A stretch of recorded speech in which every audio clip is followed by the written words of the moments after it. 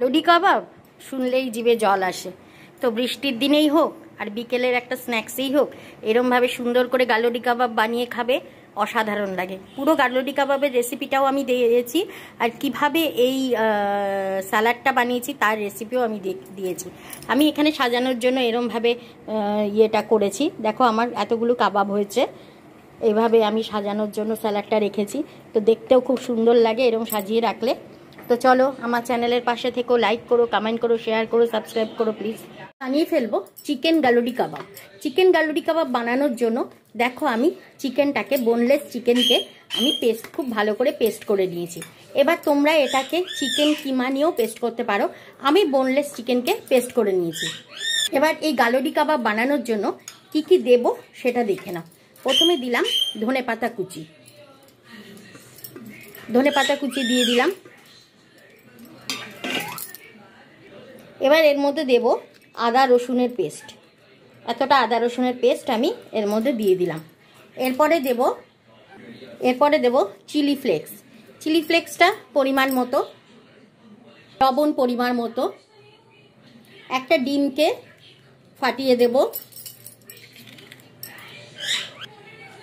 ধনে জিরে গুঁড়ো, গরম মশলা গুঁড়ো, এগুলো সব পরিমাণ মতো, মানে নিজেদের ইয়ের মতো। অল্প একটু লবণ, খুব অল্প পরিমাণে সাদা তেল, আমি এখানে মাখনটাই ব্যবহার করব, তাই খুব অল্প পরিমাণে সাদা তেল, আর 4 চামচ বেসন, 4 চামচ বেসন। এবার এটাকে খুব ভালো করে জিনিসটাকে আমাকে মেখে নিতে হবে। এত খুব সুন্দর করে কিন্তু সব কিছু মেখে নিতে হবে, খুব টাইট টাইট করে মাখতে হবে। যদি দেখো যে এটা টাইট টাইট হলো না, তখন আরও একটু বেসন তোমরা অ্যাড করতে পারো। আর যদি দেখো যে টাইট হয়ে গেছে, তাহলে কিন্তু আর বেসন অ্যাড করবে না।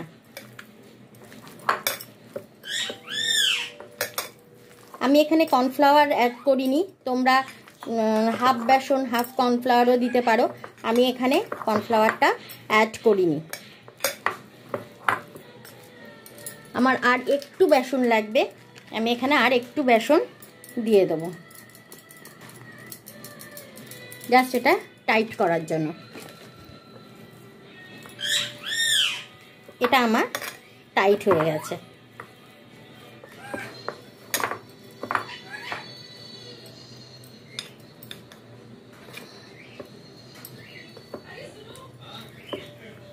এবার এই মাঝখানটা আমি ফাঁকা করব। কেন ফাঁকা করলাম সেটা আমি তোমাদেরকে দেখাচ্ছি, যে আমি মাঝখানটা কিসের জন্য ফাঁকা করে রাখলাম।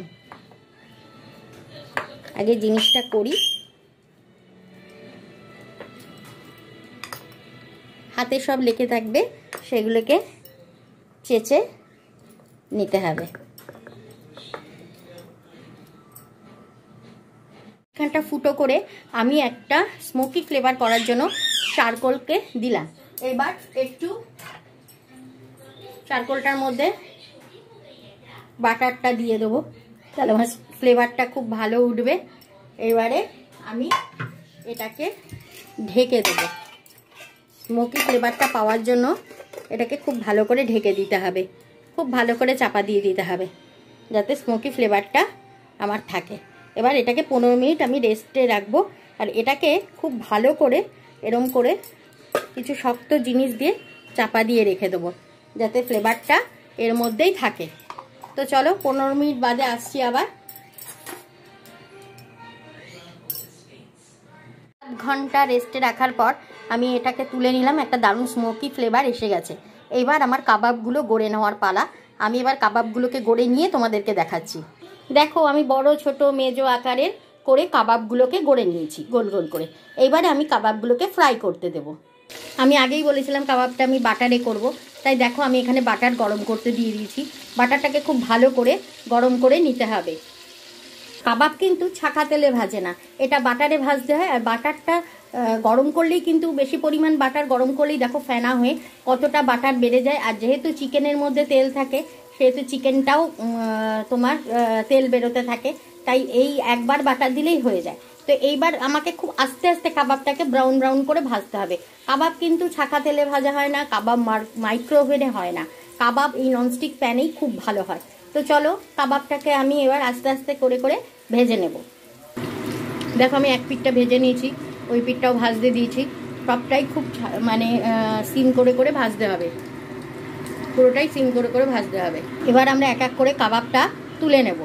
দেখো আরও কয়েকটা কাবাব আছে, আমি আরও কয়েকটা কাবাবকে ছেড়ে দিলাম। আমার সব কাবাবগুলো রেডি হয়ে গেছে।